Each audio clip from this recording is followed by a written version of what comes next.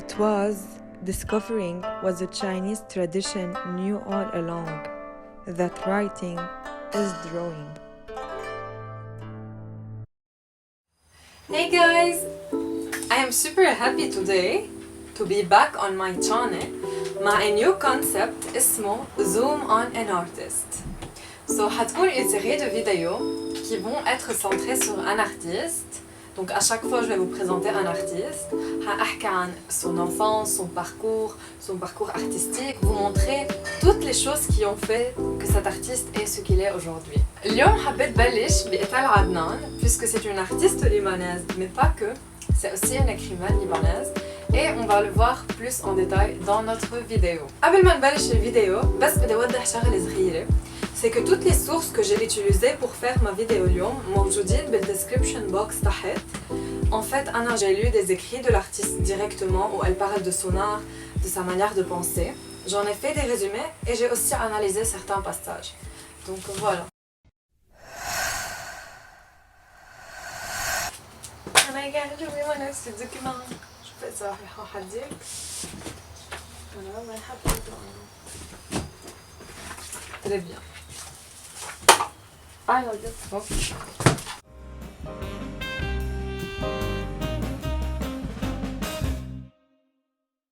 إيتال عدنان خلقت بال 1925 بلبنان وتحديداً أكثر ببيروت، وهي خلقت من زواج بي مسلم وتركي وأم مسيحية ويونانية. دونك عن جد جاية من دو ديفيرونت كولتور. تجوزوا أهلها وقرروا يجوا ويعيشوا بلبنان. تعلمت التركي من ورا بيها وبقيت تحكي التركي لتقريباً صار عمرها 5 سنين. وقتها فاتت على المدرسة وتعلمت الفرنسي. مام فرنسي أم فرنساوي؟ اثنين. شو؟ فرنسي. تفصيلكم أكتر شوي شو كان الكونتكست البوليتيك بوقتها. C'est que نحن en 1925 بلبنان on était encore sous mandat français. وبوقتها من وراء الماندا فرنسي كل المدارس كانوا مجبورين يدخلوا بالبروجرام تبعهم ساعات فرنسي ويجبروا كل التلاميذ يتعلموا هيدي اللغة. فبهيدي الطريقة صاروا شوي يدخلوا هيدي اللغة بقلب البيوت اللبنانية، وصاروا اللبنانية يحكوا أكتر هيدي اللغة مع أولادهم، وسبيشلي إما لإيتال عدنان لأنه هي كانت ديجا تعرف هيدي اللغة من هي وصغيرة.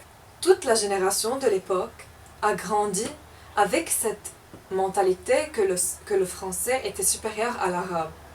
وهيدا الشيء بيا لإيتال عدنان ما تقبله. كان بده انه بنته تتعلم العربي، فاخذ الانيشيتيف انه هو بده يعلمها.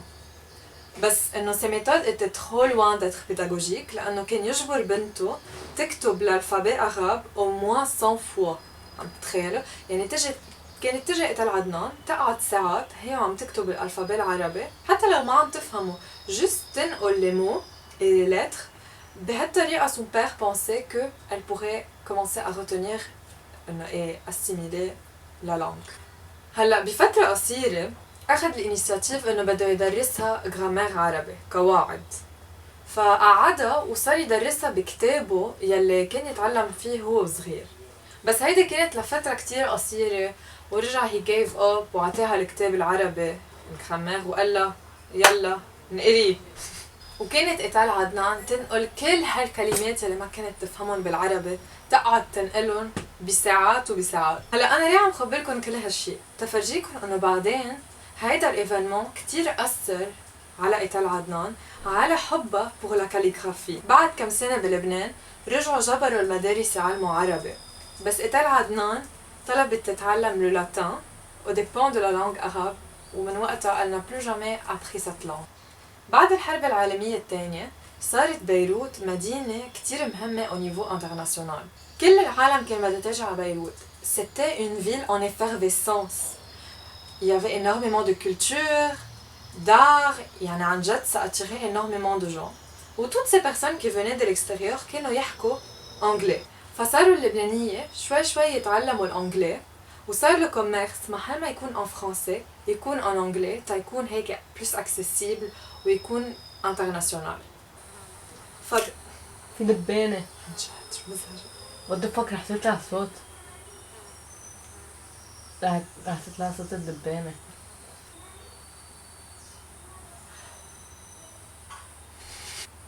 فل راحت.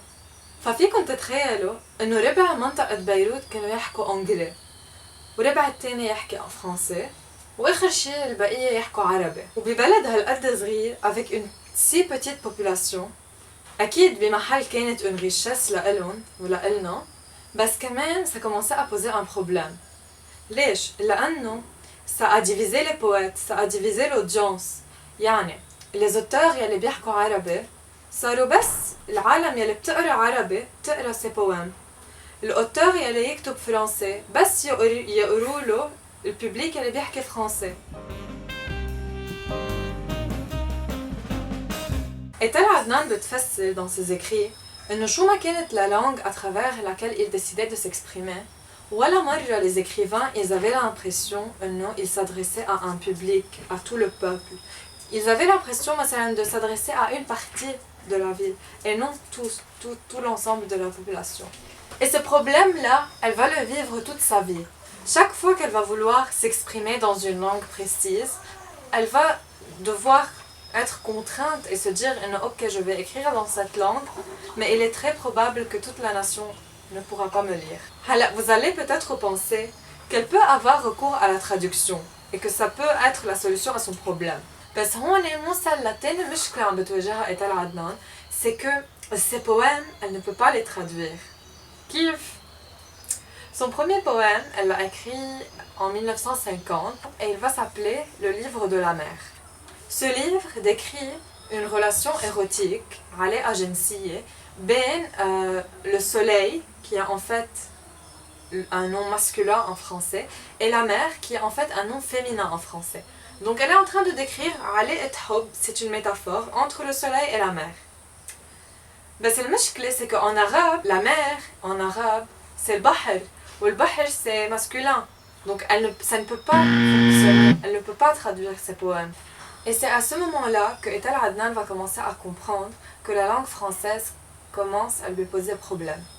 Durant sa vie universitaire, elle a continué ses études à Paris, puis elle s'est rendue aux États-Unis en 1955 avec une bourse pour Harvard et pour Berkeley. بهيدي الفترة تعلق الحرب en Algérie بالجزائر ضد فرنسا، وإيتال عدنان prend conscience que chaque fois qu'elle s'exprime en français بتكون inconsciemment عم بتشجع la colonisation française. Elle se retrouve littéralement coincée. Elle ne peut pas s'exprimer en français parce que chaque fois qu'elle s'exprime en français, elle a l'impression de participer indirectement à la guerre et de consentir à la colonisation française. Ou en même temps, elle ne peut pas s'exprimer en arabe puisqu'elle ne parle pas arabe. Toujours à cette période, quand même, il y a une autre guerre, il y a la guerre du Vietnam. Durant la guerre du Vietnam, Etel Adnan بتبلش تكتب en anglais, شوي شوي. Elle écrit un premier poème en anglais et elle l'envoie à un journal. Et ce journal va republier son poème dans un de ses articles. شوي شوي Etel Adnan, elle commence à faire partie de ces écrivains qui commencent à écrire contre la guerre du Vietnam et elle s'inscrit en fait dans les écrivains américains.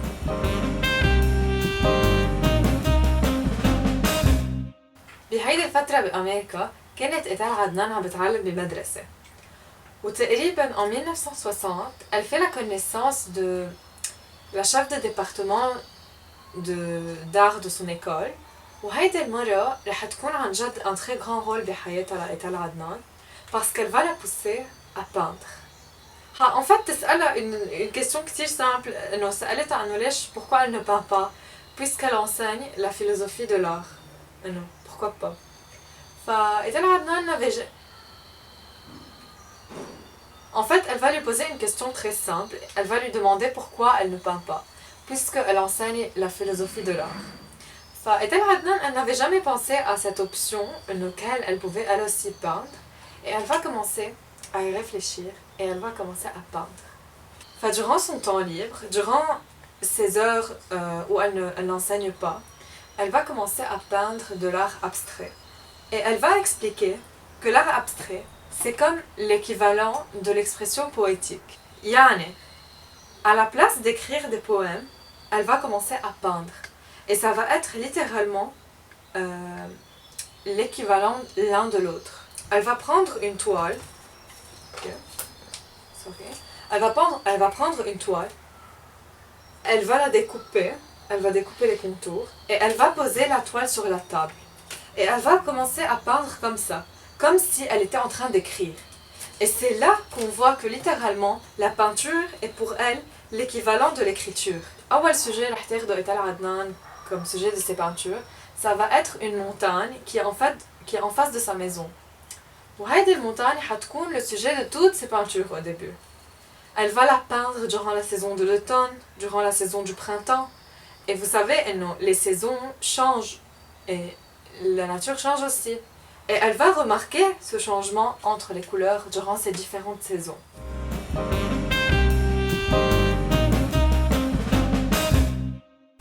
Jusqu'en 1964, إيتال عدنان séparait la peinture et l'écriture.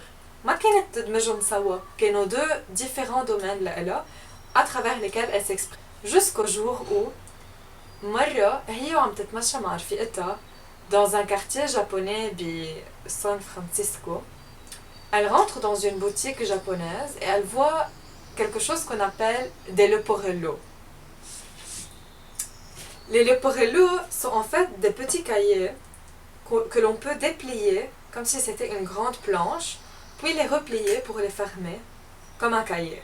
Notre artiste est très fascinée par cette idée et non, c'est un cahier, donc c'est comme si elle écrivait dessus, mais en fait elle va peindre dessus à la place d'écrire. Elle va donc reprendre l'exercice اللي كانت تعمله هي وصغيرة، تكتب des mots arabes بلا ما تفهمون juste تكتبهم. Elle va faire exactement la même chose. Sur ces cahiers, sur ces petits cahiers, elle va écrire des mots qu'elle ne comprend pas, juste pour le plaisir de la calligraphie, pour le plaisir de l'écriture. Les leporello sont venus comme une solution à son problème de langue et ils vont le combler. إيتال عدنان ne va jamais s'arrêter d'écrire. Elle va toujours écrire et peindre en même temps. مظبوط إنه بفترة من حياتها elle a arrêté d'écrire en français à cause de la guerre d'Algérie, mais elle va reprendre peu à peu ses habitudes et elle va se détacher et se libérer peu à peu de ce conflit dans lequel elle s'était mise. Merci كتير للي بقيوا للآخر ويلي حضروا هيدا الفيديو. Please let me know بالكومنت إذا حبيتوا هيدا الفيديو، إذا تعلمتوا شوي شي جديد ما كنتوا تعرفوه، إذا تعرفتوا على un artiste ما كنتوا تعرفوها. So let me know بالكومنت section. وهيك I hope you liked.